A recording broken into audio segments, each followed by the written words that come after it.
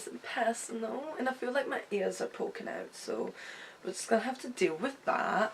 Hey guys, and welcome back to my channel. I hope you guys are all having a good day slash night slash whenever you are watching this. I do usually try to bring humour into my videos, because I think there's no point in doing serious videos because it's just...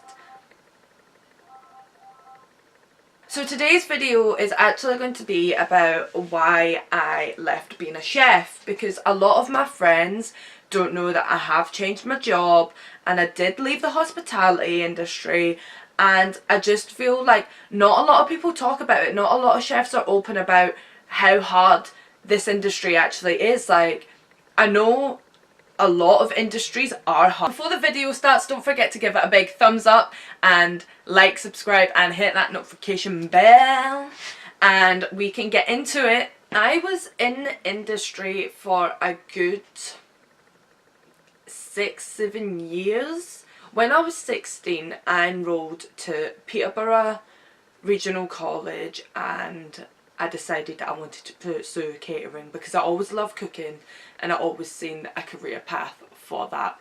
College was good. Like, I've got my little chef white here, 1 minute. So basically I am gonna like frame this and put it up on my wall to basically say that I graduated, and I keep scratching my nose and it looks like I'm picking it. So I am gonna frame that chef white and I am gonna have it on my wall, kind of like a graduation type thing.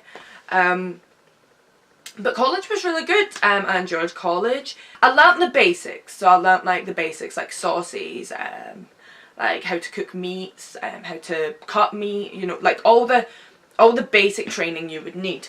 But I didn't really feel the way that... I don't want to slate my college, because obviously I learnt a lot and I came very far. So they are a good college. I do not take that away from them. But I feel the industry that I got when I left college and my experiences, college did not prepare me for that. Okay, so cotton session. I do have notes because there is a lot of stuff that I want to say, but I know if I don't have it written down then I'm just gonna ramble absolutely rubbish, kind of like my coming out video, even though I didn't really come out. I just said that I love men. Okay, the first reason why I left catering is because I never got to see my family. And I know that sounds stupid because I still live with my mum and my sister, but I would usually start, my day would start at about 8 am slash 10 am depending if I'm on breakfast, and I would finish at 10 o'clock at night. So anyway, I would do 12-hour shifts 5 days a week, and then obviously come my days off I would be exhausted. I would literally spend the whole day in bed. I'd sleep, I'd be stressy, I'd be argumentative, you know, if anyone disturbed me, if anyone wanted to spend time with me, I would honestly be fuming. I wanted to spend the time in my bed, and eventually I just got sick of that routine. Like, I shouldn't have to, or I shouldn't spend my days in bed catching up on sleep just to be knackered for the rest of the week. In this industry that the hours are long, so it wasn't necessarily that I complained about, because I know that the hours were long, but I think when it cuts into your family time and you don't even see the people that you live with anymore, it does get to you, because I did question, well, why am I working? Like, I'm working to go back to work, if that makes sense. I'm not enjoying my spare time, I'm spending it in bed. And granted, I would get a 2.5 hour break, and I know that people are like, oh well, you get a 2.5 hour break, what are you complaining about? You're pretty much sitting at home waiting to go back to work. You're counting down the hours to go back to work. You know, it's not like you've done your shift, you come home and you get to do whatever. You have to then go back to work. And it was just bonkers. It was bonkers. I didn't really get to see my family at that point either, because when my break fell, like the time that I had to go on break, everyone was working, you know, so I never got to see them at all. And I know that sounds ridiculous, because I could have just manned up and spent my days off with them, but then then again they could be working, so that's why I was just in bed sleeping. Sorry for my little monkey ears, I've had to tuck them up. I just look really gross today. So even though my days were long, they were rewarding. You know, I went to college, I got my certificates, I learnt new experiences, I learnt how to thrive under pressure, I learned so much within the industry when I did go full time. I don't want to necessarily focus on everything that I learned when I was in catering, because we all know that. I learned how to fine dine, basically. That's the best way to explain it. That was the most rewarding thing. I got to cook fine dining food, and there's nothing better. Like, the flavours that you can create within simple ingredients, it's beyond recognition. Like, but due to me having spent a long time in the industry, and for me, I guess 6 years isn't really that long compared to people that have worked 30 years, but 6 years is long enough to have an opinion on it, you know? So during the time that I did work in catering and I was a chef, I always applied for commie chef roles, you know, because I was learning. It does take a lot longer to learn. And the places that gave me opportunities, it did start off great and it did sound really promising. But after a short period of time, I pretty much got left alone to my own devices. And I highly doubt that's how the hospitality works. But where I live, that's how it did work. I pretty much had the pressure of prepping everything on the menu from, like, let's say starters and desserts. That was always my role, and then there'd be another chef that does mains.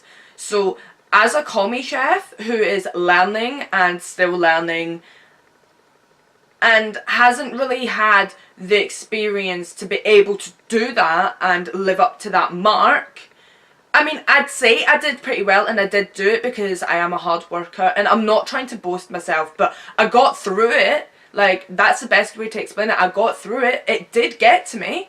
I never showed it because I learned that in the hospitality industry, you can't show weakness. If you show weakness, they will literally rip you apart like piranha. The biggest issue that I had when I was in the industry was the sexist comments. And obviously you guys know me, I am pretty tough, you know. I have like tough skin. I knew that some of the jokes would just be like in general a joke or some banter, but half the time I did get victimized. I did have chefs comment like, oh, this happened because Amber's a woman, you know. It would just be jokes like that, and it's like, honey, why does my sex have anything to do with your cooking? You know, this is what annoys me, because men, one, you say women belong in the kitchen, but then when women are in the kitchen in a professional manner, they are then victimized for being a woman. So how does this work? Who was the first person that gave you a meal? Your mum, your grandma. Please tell me how women don't belong in the kitchen. I'll wait, boo. For everyone that made sexist comments, and this is no shade, it is.